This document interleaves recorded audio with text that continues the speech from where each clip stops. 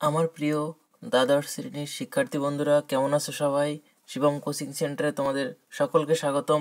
আমি ইতিমধ্যে বলেছিলাম উচ্চ মাধ্যমিক 2022 বাংলা সাজেশন নিয়ে আসছি। আজকেই তার প্রথম ভিডিও। আজকের এই ভিডিওতে আমি সিলেবাস সম্পর্কে আলোচনা করব, অর্থাৎ আগে সিলেবাস যেটা ছিল তার থেকে কি বাদ হয়ে গিয়েছিল, আর প্রত্যেকটা অধ্যায় নম্বর বিভাজন, আর সেই সাথে গল্প ভাত ও ভারতবর্ষ, এই দুটি গল্প থেকে আমি 2022-এ আসার মতো প্রশ্ন উত্তর বলে দেব। মাত্র কয়েকটি প্রশ্ন, কিন্তু সেখান থেকে পড়লে তোমরা অবশ্যই সেই জায়গা থেকে কমন পাবে, আমার বিশ্বাস। এর বাইরে থেকে কিন্তু প্রশ্ন আসে না। তাহলে চলো একে একে ভিডিওটা আলোচনায় আসি। দেখো, আমাদের 3টে গল্প ছিল, তার মধ্যে কে বাঁচায় কে বাঁচে এটা হচ্ছে বাদ হয়ে গেছে, এটা পড়তে হবে না। ভাতটা পড়তে হবে আর ভারতবর্ষ পড়তে হবে। এখানে রূপনয়নের কুলে, কবিতা থেকে রূপনয়নের কুলে পড়তে হবে। মহুয়ার দেশ, আমি দেখি, আর ক্রুদ্ধনত জননীর পাশে। শিকার পড়তে হবে না, এটা সকলেই জানো, তবুও আমি আরেকবার বলে দিলাম।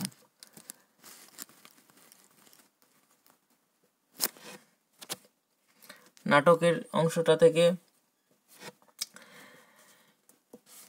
বিভব নাটক এবং নানা রঙের দিন, এই দুটো নাটকই কিন্তু পড়তে হবে। আমি যখন সাজেশন নিয়ে আলোচনা করব তখন কোনটার উপর বেশি জোর দিয়ে পড়লে বা কোনটা একেবারে না পড়লেও চলবে সেটাও আমি বলে দেবো। এরপরে চলে আসি আন্তর্জাতিক কবিতা। পড়তে জানে এমন এক মজুরের প্রশ্ন, বেটল ব্রেক্টের লেখা। আরেকটা হচ্ছে ভারতীয় গল্প অলৌকিক, কর্তার সিং দুগ্গলের। এর মধ্যে থেকে যে কোনো একটি পড়লে কিন্তু হয়ে যায়, সেটা আমি সাজেশন যখন দেব 2-1টা ভিডিওর পরে, তখন কিন্তু আমি সেটা আলোচনা করে দেব। এরপর আসে আমার বাংলা। এই আমার বাংলা থেকে অনেকগুলো গল্প কিন্তু এখানে থাকে। তোমরা হয়তো অনেকেই জানো না, ভাবো যে কোনটা আছে কোনটা নেই। এটা স্টার চিহ্ন যে দেওয়াগুলো, এগুলোই কিন্তু একমাত্র পরীক্ষায় থাকে। যেমন গাঢ় পাহাড়ের নিচে, ছাতির বদলে হাতি, কলের কলকাতা, মেঘের গায়ে জেলখানা, হাত বাড়াও, এই কটাই পরীক্ষায় থাকে। কিন্তু আমাদের একটি বাদ হয়ে গেছে, সেটা হচ্ছে কলের কলকাতা। কলের কলকাতাটা কিন্তু বাদ হয়ে গেছে, এটা আমাদের পড়তে হবে না। এর মধ্যে থেকে মেঘের গায়ে জেলখানা, হাত বাড়াও, আর এদিকে গাঢ় পাহাড়ের নিচে আর ছাতির বদলে হাতি, এই 4টে আমাদের পড়তে হবে। তার মধ্যে থেকে আমি বলে দেব মাত্র 2টি পড়লেই কিন্তু কমন পেয়ে যাবে তোমরা। সেরকমভাবেই কিন্তু আমি যখন সাজেশন দেব তখন বলে দেব। আর ভাষার পাঠটাও কিন্তু আমি পরে সেটা বলে দেব। দেখো, তারপরে চলে আসি নম্বর বিভাজনে। দেখো, কবিতা থেকে তোমাদের কবিতা মানে গল্প থেকে থাকছে 5টি এমসিকিউ, অর্থাৎ দুটো গল্প ভারতবর্ষ আর ভাত, এই দুটো গল্প থেকে 5টা এমসিকিউ থাকবে। এমনকি 6টাও থাকতে পারে, কখনো অথবা দেবে। তাহলে ভারতবর্ষ থেকে 3টি আর ভাত থেকে 3টি, এরকমভাবে থাকবে ধরে নাও তোমরা। আর সেই সাথে সংক্ষিপ্ত প্রশ্ন থাকবে 2 নম্বরে, অর্থাৎ যেটা লিখতে হয় সংক্ষিপ্ত প্রশ্ন, সেই সংক্ষিপ্ত প্রশ্ন 1 বা 2 লাইনে উত্তর হয়, সেই ধরনের প্রশ্ন কিন্তু 2টো থাকবে। অর্থাৎ একটি ভারতবর্ষ থেকে, একটি ভাত থেকে। এর মধ্যে আবার অথবাও থাকতে পারে। আর বড় প্রশ্ন, এই যে ভারতবর্ষ আর ভাত, এই দুটো গল্প থেকে মাত্র 2টো প্রশ্ন আসবে, আর তার থেকে একটি তোমাদের অ্যান্সার করতে হবে। টোটাল গল্প থেকে 12 নম্বর রয়েছে। এবার আসি আমি কবিতায়। কবিতা থেকে 4টে এমসিকিউ থাকবে। 4টে কবিতা আমাদের আছে, একটা বাদ হয়ে গেছে শিকারটা। 4টে থেকে 4টি এমসিকিউ, মানে একটি একটি করে প্রত্যেকটা থেকে এমসিকিউ থাকবে, তার অথবাও থাকতে পারে। আর সংক্ষিপ্ত প্রশ্ন 1 নম্বরের লেখা প্রশ্ন, সেটাও কিন্তু একটি একটি করে থাকবে। তাহলে এমসিকিউ থাকছে একটি একটি করে প্রত্যেকটা থেকে, আর এসএ কিউ যেটা সংক্ষিপ্ত উত্তরধর্মী প্রশ্ন, সেটাও কিন্তু একটি একটি করে থাকছে। আর সেই সাথে 4টে কবিতা থেকে মাত্র 2টি প্রশ্ন আসবে পরীক্ষায় 5 নম্বরের, তার থেকে যে কোনো একটি তোমাদের লিখতে হবে। তাহলে যে 4টে কবিতা তার মধ্যে থেকে মাত্র কোন দুটি পড়লে ভালো করে তোমরা ফাইনালে একটা অবশ্যই কমন পেয়ে যাবে, সেটা কিন্তু আমি যখন সাজেশনটা দেব তখন আলোচনা করে দেব। এবার চলে আসি আমি নাটকে। দুটো নাটক থেকে 3টি এমসিকিউ আসবে, এমনকি 4টেও আসতে পারে। এভাবে ধরে নাও যে দুটো বিভাগ থেকে, দুটো নানা রঙের দিন থেকে। আর সংক্ষিপ্ত প্রশ্ন উত্তরধর্মী, যেটা উত্তরধর্মী প্রশ্ন, সেটাও কিন্তু দুটি আসবে। তাহলে একটা বিভাগ, একটা নানা রঙের দিন থেকে। এভাবে গেল শর্ট প্রশ্ন। এবার 5 নম্বরের প্রশ্ন দুটো আসবে নাটক থেকে, অর্থাৎ একটা বিভাগ থেকে আসবে, একটা আসবে নানা রঙের দিন থেকে। তাহলে আমরা যদি যে কোনো একটি, হয় বিভব নাহলে নানা রঙের দিন, যে কোনো একটি থেকে ভালো করে পড়ে যাই, তবুও কিন্তু আমি কমন পেয়ে যাব। কিন্তু সেক্ষেত্রে কিছু সমস্যা আছে, সেই সমস্যাগুলো কিন্তু আমি যখন সাজেশনটা দেব তখন, বা এই মাফিক যে ভিডিওগুলো দিচ্ছি এভাবে যখন দিতে থাকবো তখন তোমরা পেয়ে যাবে। এবার চলে আসি আন্তর্জাতিক কবিতা আর ভারতীয় গল্প। আন্তর্জাতিক কবিতা বেটল ব্রেক্টের লেখা, পড়তে জানে এমন এক মজুরের প্রশ্ন। ভারতীয় গল্প হচ্ছে অলৌকিক, যেটা লিখেছেন কর্তার সিং দুগ্গাল। এই যে গল্প এবং কবিতা দুটি, এর থেকে একটি একটি করে প্রশ্ন, অর্থাৎ কবিতা থেকে এবং গল্প থেকে একটি একটি করে মাত্র প্রশ্ন আসবে। তাহলে এখান থেকে কিন্তু শর্ট প্রশ্ন খুব কম আসবে, মূলত বেশি আসবে কোথা থেকে? গল্প, কবিতা এবং নাটক থেকে। এই 3টে বিষয়ের সমস্ত শর্ট প্রশ্ন কিন্তু খুব খুঁটিয়ে খুঁটিয়ে তোমাদের পড়তে হবে। আচ্ছা, এবার আন্তর্জাতিক গল্প ও কবিতা, সেখানে আন্তর্জাতিক কবিতা থেকে কিন্তু প্রশ্ন অনেক হয়ে থাকে, লাইন ধরে ধরে বিভিন্ন ধরনের প্রশ্ন হয়ে থাকে, কিন্তু ভারতীয় গল্প থেকে প্রশ্ন সংখ্যা কিন্তু খুব কম। তাই আমার সাজেশন যে তোমরা যদি অ্যান্সার করতে পারো আন্তর্জাতিক কবিতা থেকে সেটা তো ভালোই, কিন্তু ভারতীয় গল্প থেকে অ্যান্সার করলে তোমরা খুব সহজেই সেটা অ্যান্সারটা করতে পারবে এবং অনেকটা সেই বিষয়ে লিখতেও পারবে। যাই হোক, পরে আমি সেটা বলে দিচ্ছি। এবার চলে আসি পূর্ণাঙ্গ সহায়ক গ্রন্থ। এই বিষয়টা থেকে কিন্তু কোনো রকম সংক্ষিপ্ত প্রশ্ন থাকে না, এটা তোমাদের ভালো করে মাথায় রাখতে হবে। যেটা আমার বাংলা বই বা পূর্ণাঙ্গ সহায়ক গ্রন্থ, যে 4টে আমি নাম বললাম, এখান থেকে কিন্তু কোনো রকম সংক্ষিপ্ত প্রশ্ন থাকে না, এমসিকিউ হোক আর এসএকিউ হোক। শুধুমাত্র 5 নম্বরের প্রশ্ন থাকবে, সেটাও দুটি প্রশ্ন থাকবে মাত্র। সেই দুটি প্রশ্নের মধ্যে একটি লিখতে হবে। তাহলে ওখানে ছিল 4টে বিষয়, তার মধ্যে থেকে আমি যে কোনো দুটি গল্প কিন্তু বলে দেব। সেই দুটো গল্প থেকে হয়তো দুটো প্রশ্ন, 4টে প্রশ্ন পড়লে কিন্তু তার মধ্যে থেকে একটা অবশ্যই তোমরা কমন পাবে, যেটা আমি পরে আলোচনা করে দেবো। এবার আমি মেন টপিকে, যেটা আমি বললাম আজকে ভাত আর ভারতবর্ষ দুটো গল্প থেকে কী ধরনের প্রশ্ন আসতে পারে সেটা নিয়ে আলোচনা করব। সেটাই প্রথমে আলোচনার আগে সেই সাথে আমি বিগত বছরের প্রশ্নাবলী একটু তোমাদেরকে দেখাতে চাই যে কেমন প্রশ্ন পরীক্ষায় এসেছিল বিগত বছরগুলোতে। এই যে আমার চ্যানেলটা শিবম কোচিং সেন্টার, উচ্চ মাধ্যমিক 2022 বাংলা সাজেশন। ক বিভাগ থেকে দেখো 2015-তে এসেছিল যে শেষ রোদের আলোয় যে দূরের দিকে ক্রমশ আবছা হয়ে গেল, সে দূরের দিকে ক্রমশ আবছা হয়ে গেল, কার কথা বলা হয়েছে? সে ক্রমশ আবছা হয়ে গেল কেন? এখানে কিন্তু আমরা বুঝতেই পারছি যে এটা ভারতবর্ষ গল্প থেকে নেওয়া হয়েছে। আর তার পরের প্রশ্নটি কিন্তু মৃত্যুঞ্জয় বাড়ির অবস্থা, এটা কিন্তু আমাদের পাঠ্য নেই। তারপরে দেখো, এটা আমরা আলোচনা করলাম না সেই জন্য। এরপরে আসছে 2016 একটি প্রশ্ন এসছে কে বাঁচায় থেকে, এটা আমাদের পাঠ্য নেই, তাহলে এটা বাদ হয়ে গেল। এর সাথে এরপরে থাকছে, এটা এসছে কিন্তু ভাত গল্প থেকে, খুব ইম্পর্টেন্ট একটি গল্প, ভাত গল্প। বাদার ভাত খেলে তো আসল বাদাটার খোঁজ পেয়ে যাবে একদিন। বাদা কাকে বলে? উদ্দিষ্ট ব্যক্তির এই রকম মনে হওয়ার কারণ কি? তাহলে এখানে বাদা কাকে বলে সেটা আমাদের পড়তে হবে, আর উদ্দিষ্ট ব্যক্তি 1+4, এই প্রশ্নটি কিন্তু এসেছিল 2016 সালে। আচ্ছা, এরপরে আমরা চলে আসি 2017-তে কি এসেছিল দেখি, যে বুড়ির শরীর উজ্জ্বল রোদে তপ্ত বালিতে চিত হয়ে পড়ে রইল। বুড়ির চেহারা ও পোশাকের বর্ণনা দাও, তার তপ্ত বালিতে পড়ে থাকার কারণ কি? ওপরের চেহারা ও পোশাকের বর্ণনায় 3 নম্বর, আর তার তপ্ত বালিতে পড়ে থাকার কারণে 2 নম্বর। এছাড়া 17 সালে আরেকটি প্রশ্ন এসেছিল, যেটা ভাত গল্প থেকে, যা আর নেই, যা ঝড় জল মাতলার গর্ভে গেছে, তাই খুঁজে খুঁজে উৎসব পাগল হয়েছিল। দুর্যোগটির বর্ণনা দাও। ঘটনাটি দুর্যোগটি উৎসবকে কিভাবে প্রভাবিত করেছিল? 3+2 এভাবে কিন্তু বিভাজন হিসেবে প্রশ্নটি এসেছিল। এবার আমরা চলে আসি 2018 সালে। দেখো, প্রথম প্রশ্নটি দিন দিন কেমন যেন হয়ে যাচ্ছে, এটা মৃত্যুঞ্জয়, এটা বাদ হয়ে যাচ্ছে। এ সংসারে সব কিছুই চলে বড় পিসিমার নিয়মে। বড় পিসিমা কে? গল্পে তার চরিত্রের পরিচয় দেওয়া, অর্থাৎ বড় পিসিমার চরিত্র এখানে চাওয়া হয়েছে। এবার চলে আসলাম আমরা 2019-এ দুটি প্রশ্ন এসেছিল। সেই সময় এলো এক বুড়ি। লেখক বুড়ির সম্পর্কে যে বর্ণনা দিয়েছেন তার নিজের ভাষায় লেখো। আমরা এর আগেও কিন্তু বুড়ির সম্পর্কে বর্ণনার প্রশ্ন পেয়েছিলাম। আবারও সেই একই প্রশ্ন একটু ঘুরিয়ে রিপিট করা হয়েছে 2019-এ, যেটা আমরা আগে দেখেছি, যেটা হচ্ছে 2017-তে।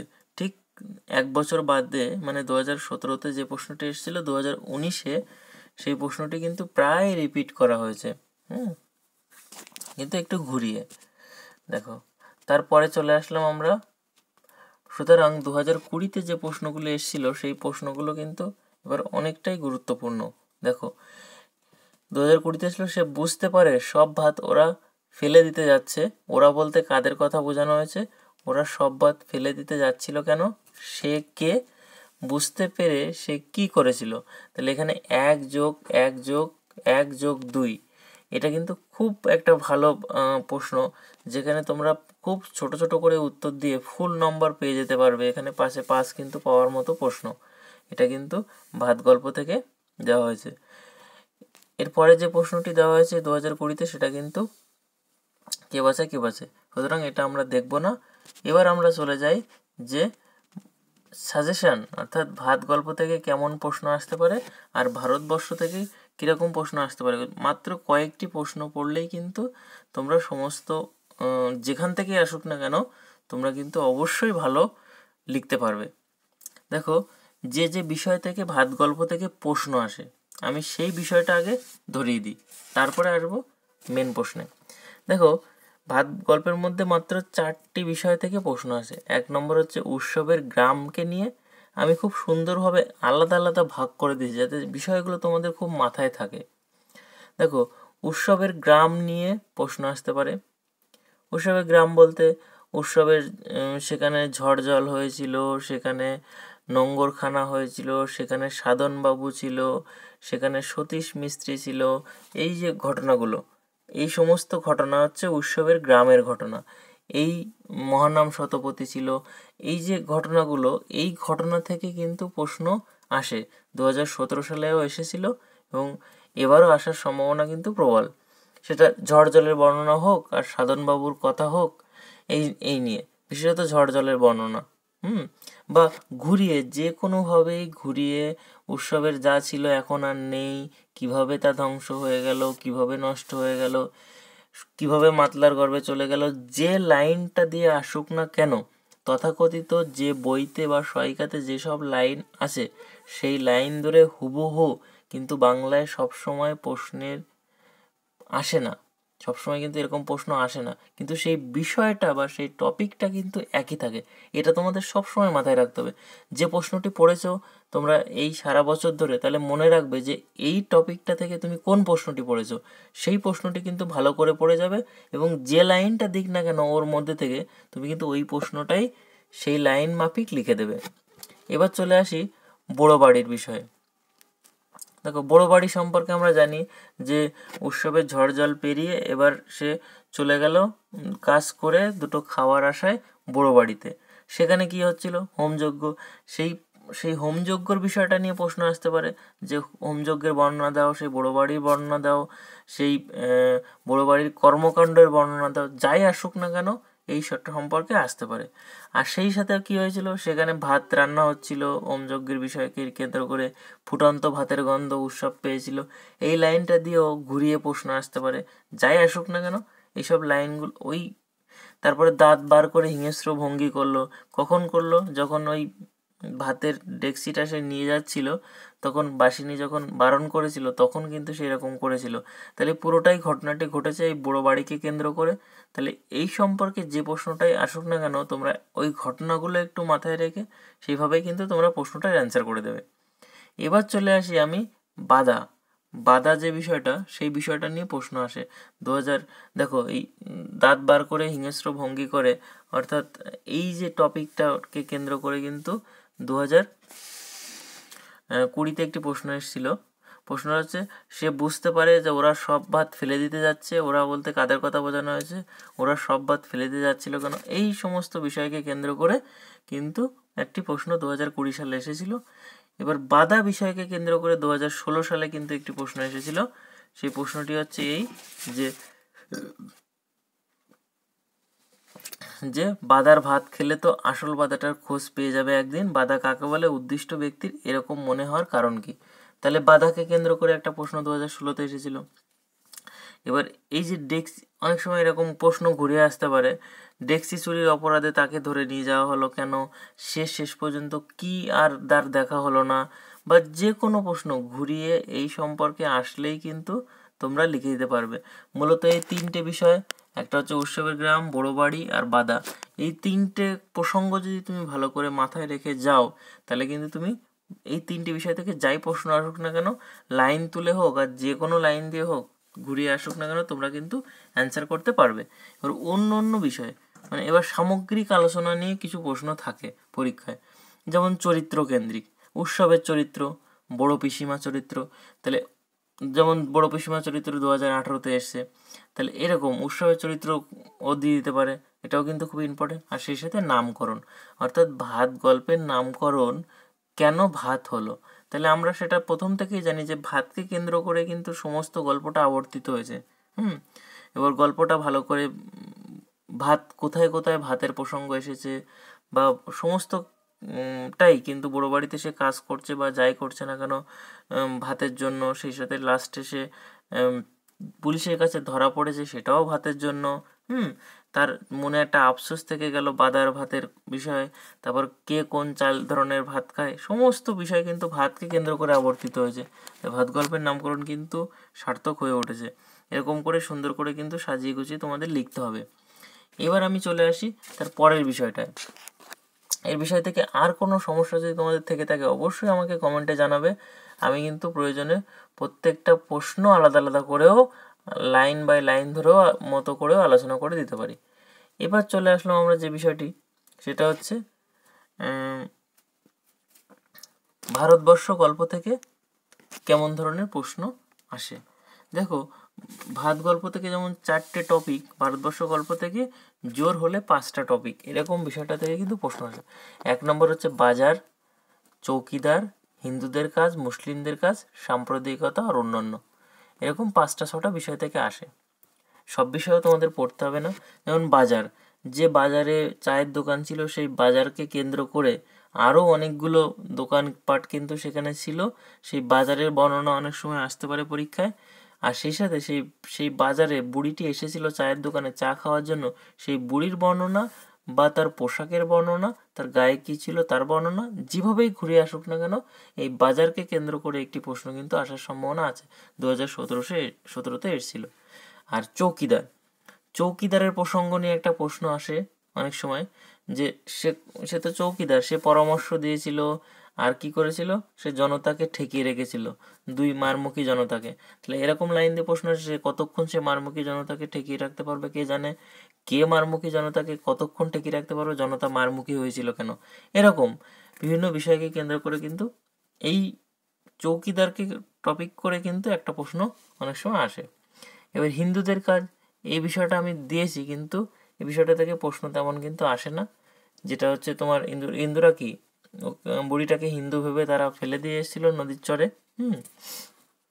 এবার সেই নদীর চড়া থেকে তপ্ত বালিতে সে শুয়েছিল, এই লাইনটা দিয়ে অনেক সময় প্রশ্ন এসেছে, আমি যেটা বললাম।